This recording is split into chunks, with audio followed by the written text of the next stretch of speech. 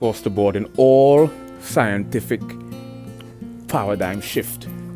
We see that paradox, and we see that ambiguity, and we see that duality emerge in the wave particle duality in light. We also see that emerge in the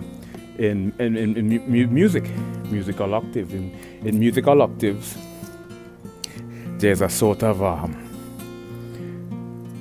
there's a paradoxical phenomenon that occurs with a musical octave, because an A chord or C chord or D chord consists of, let's say hypothetically, an A chord or a C chord hypothetically, let's say, consists of 550 hertz or 240 hertz.